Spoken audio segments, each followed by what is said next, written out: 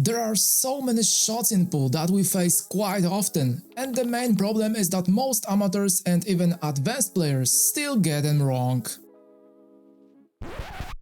And honestly, this might be so frustrating because we are so close to winning a rack, but instead we lose it because of those small mistakes. My name is Adam, and based on my experience, I'm gonna present 10 typical shots that we face so often, explaining what you should and shouldn't do, and I promise you, if you master these shots, you will start playing more like a pro. This 9-ball scenario presents a shot that many amateurs and even more advanced players struggle to handle, and I'm pretty sure you know this shot very well. We need to get to the 9-ball, which is placed on the foot spot, and so many players will try to go 3 rails to land on the right side of the table in front of the 9-ball. But unfortunately, this option generates a big problem because it requires perfect speed control. We use quite a long path, and because the 9-ball is located on the foot spot, there is a huge risk that we simply land too short or too long, leaving us with a really awkward shot on the 9-ball. This situation would be completely different if the 9-ball was located close to the bottom rail, because then the free rail path would be much easier to control. So instead, another group of players would choose to draw the cue ball to the left side of the table, but once again speed control will be crucial, and in many cases will land too short, leaving us with an uncomfortable cut shot on the 9-ball. And once again, this situation would be completely different if the 8-ball was located 1 diamond earlier, because then we could use a more confident stroke and 2-rail positioning to the 9-ball. This is extremely difficult to recommend just one option due to individual preferences, but I am pretty sure that most pros would choose a draw shot instead of using a very long free roll path around the table. This is a shot we can see quite often in matches, and you should definitely practice it, as speed control is absolutely crucial. This one is going to be very interesting, and I'm sure many players choose the wrong path. We face a reverse angle on the 8-ball, so the cue ball goes automatically up the table, and we need to come back for the 9-ball, which is on the foot spot. I think it will not be surprising if I say that many players will try to hit the cue ball quite low with right English and go 2 rails trying to land on the left side of the table. This is a completely unnecessary low percentage shot, and in most cases we simply lose the cue ball. Instead, we could try to use 2 rails again, but this time landing on the right side of the table. This is a much better option than the previous one, but also requires a good understanding of spin and speed. You should definitely avoid leaving the left side of the table, and all we have to do is hit the cue ball slightly below center and guide it very close to the tangent line. However, this shot can cause problems for amateurs because in many cases they can land quite close to the side rail or simply scratch in top left corner. With all these problems, you should simply add a bit of inside spin, because then the cue ball after contact with the top rail goes toward the side rail, and this type of positioning is much easier to control, so I would definitely recommend it for all of you. Here is the example of a match situation where we face quite a thin cut on the 8-ball down the rail, and we need to get to the 9-ball, which is close to the bottom rail. Most amateurs will try to get to the bottom of the table using just topspin, but there is too much angle and the cue ball stays very high, which is definitely not the position we wanted. It is obvious that to get lower we need to add inside spin, which combined with a relatively low speed will guide the cue to the right side of the table. However, this shot generates a high risk because due to the large amount of side spin, we can easily misjudge the contact and simply miss the 8-ball. And secondly, even if we pocket it, we can still lose the cue ball and scratch in the corner pocket.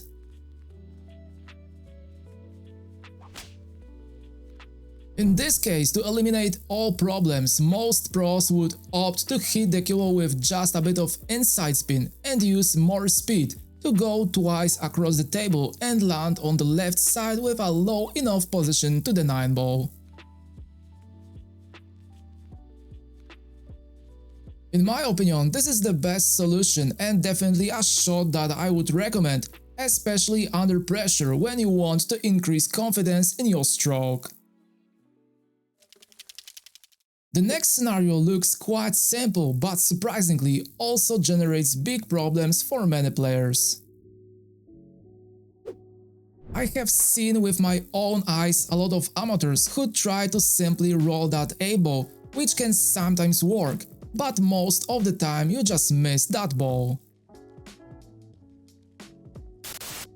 Even if you make it, the cue ball follows its natural path, which guides it straight toward the corner pocket. You should definitely avoid this option and instead cause the cue ball to follow the tangent line by applying a bit of low left spin. If you hit the cue ball quite hard, then after contact with the side rail it goes immediately toward the left side of the table, which makes this shot very predictable. However, you don't need to use this kind of positioning, because if we slightly reduce the amount of speed, then with the same spin as before we can land on the right side of the table with perfect shape on the 9-ball. You should choose between last two options and the final decision is up to you. However, in my opinion, second shot with more speed is better, because I use quite confident stroke which gives me better control. This 9-ball scenario generates huge confusion for many players because there are a few good solutions. The angle on the 8-ball is very tricky because hitting the cue ball with topspin causes it to follow the vertical axis of the table. Sidespin is absolutely necessary and just a touch of right allows us to move to the right side of the table after contact with the top rail. Because speed control during this attempt might be challenging for less experienced players, we can easily solve it by increasing the amount of English, because then we can use another rail and get into the straight line of the 9-ball. However, this time we face another problem, because this type of shot with a huge amount of inside spin can cause us to simply miss the 8-ball. Of course, we can also guide the cue ball to the left side of the table, and we can achieve this by applying just a tiny bit of left spin. However, because we use one rail, we must carefully control the speed of this shot, so as not to simply lose the cue ball. All these problems mean that here comes the last option, in which all we have to do is apply top outside spin, which guides the cue ball 2 rails to the left side of the table. This type of positioning is very predictable and I would definitely recommend it to anyone regardless of skill level. Moving on, we face this 8-ball and positioning to the 9-ball, which is once again on the foot spot. Because the 9-ball is located quite close to the 8-ball, I'm pretty sure that most amateurs would decide to use the easiest possible option and just roll the cue ball to get shape on the 9-ball to the right side pocket. However, this positioning is not as easy as it looks, because any inaccuracy in the position to the 9-ball can leave us with a tricky shot.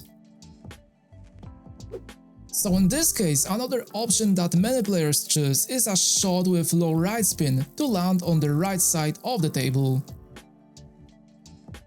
This choice is much stronger than the previous one because we are making position to a much larger area. However, some amateurs may have trouble controlling the speed of that shot and avoiding leaving the cue ball too high or too close to the side rail. I don't want to say that this shot is bad, but if the A-ball was located on the second diamond, then controlling the cue ball using two-rail path would be much easier to predict. And here comes, in my opinion, the best solution to this situation, where we are using running spin, which guides the cue ball 3 rails to the right side of the table. This is not the easiest option and requires a bit of practice, but gives a quite predictable path because running spin actually helps us add speed to the cue ball, so we don't need to use much power. I know that for some of you this shot will not be optimal, but it is definitely worth learning because it is very useful in many situations. And here is another one you might already know, because of the uncomfortable angle.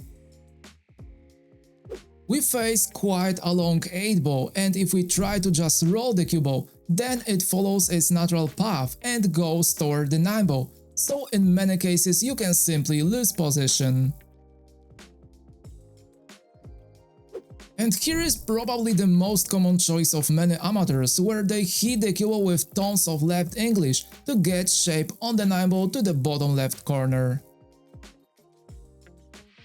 This is not a bad option, but still very risky, because due to high amount of English and quite low speed, the cue ball will curve and we can miss the 8-ball.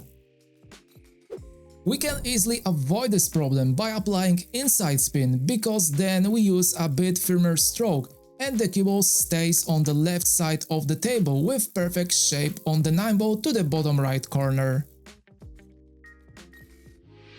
But once again, shots with deep inside spin may generate huge problems for less experienced players, and in this case here comes another solution, where I'm hitting the cue ball with a bit of low left spin and using a bit more speed. The left spin gives a bit more speed on the rails, allowing us to go around the 9-ball and finish with perfect shape on that ball to the bottom right corner. Even though this option gives quite good results, I would personally choose a shot with inside spin and one rail positioning, because it is simply the most predictable.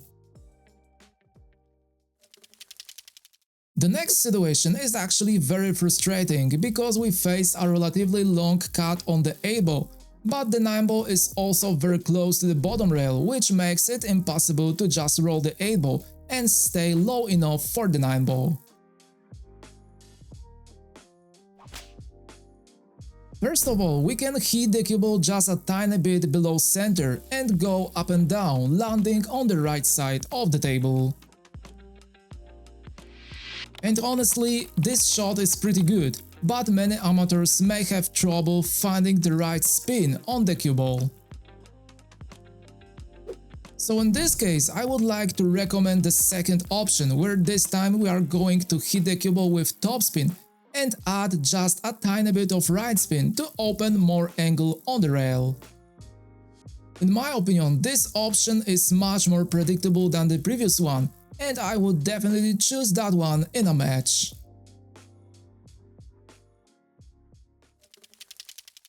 And right now, it is time for a shot that 95% of amateurs play completely wrong and don't even understand why.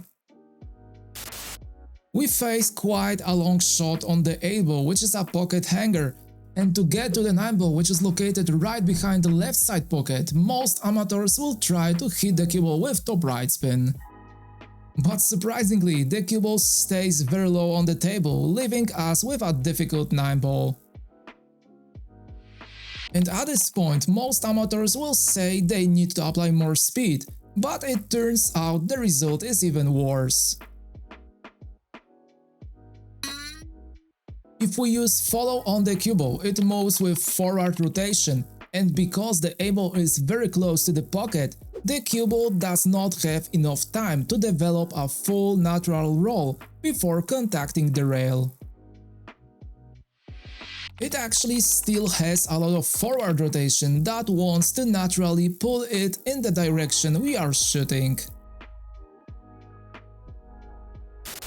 We should definitely avoid using topspin on the cue ball and instead hit it slightly below center and add a bit of right spin. We execute a kind of drag shot, and with a thin enough contact on the 8-ball, we are able to go much further to the side, which results in perfect shape on the 9-ball.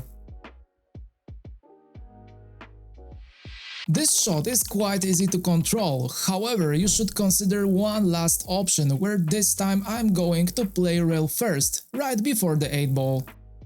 We don't need any spin or even more speed, and the cue ball simply goes naturally toward the opposite side rail, but be careful, because if you hit the 8-ball too thin, it will still have quite a bit of momentum, which may cause you to lose optimal position on the 9-ball. You should definitely choose between the last two options, and I think that rail first shot will be simply a better solution because we are able to control the cue ball better. And here we have a shot that I'm sure most of you have cursed many times. Very small angle on the 8-ball, and we need to get to the 9-ball, which is on the foot spot. And yes, I'm almost certain that most of you have tried many times to play this shot with top left spin and use two rail positioning to the right side of the table. This type of positioning seems quite easy, but believe me, it requires very precise speed control, and in most cases you will simply lose the cue ball.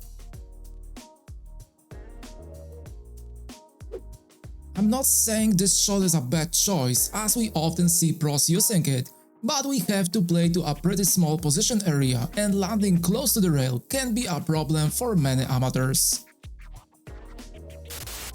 The situation would be completely different if the 9-ball was close to the bottom rail, because then we would have a much larger margin for error, so this type of positioning would be much easier to execute. So in this case, here is an alternative shot to stay on the right side of the table. We need to hit the cue ball below center and add just a tiny bit of right spin. We try to use two rails, which may be challenging for many amateurs due to the relatively high speed we have to apply. To avoid these problems, we should use positioning to the left side of the table. However, when we hit the cue ball with topspin, it goes to the middle of the table without a comfortable position to the 9-ball. And we can actually prevent this very easily if we simply add just a tiny bit of right spin. This type of spin straightens the path of the cue ball on the first rail and causes it to stay much closer to the side rail, which results in getting perfectly into the straight line of the 9-ball. Considering all the issues and also the difficulty of positioning, I would definitely recommend this shot to all of you. I'm sure you know every single one of these shots, but were you always able to make the right decision? If the answer is no, then you should definitely pay more attention to these shots in your practice. You can easily improve this process by visiting PoolBilliards.co, a platform that offers access to ready-made patterns, but where you can also create your own exercises in the advanced editor. I always use this platform in my training, and you can too, by using the link in the video description, which will give you 20% off premium membership and full access to all functions. If you found this video helpful, don't forget to leave a thumbs up for me, as well as subscribe to my channel so you don't miss new videos. Thank you very much for watching and see you next time. Take care.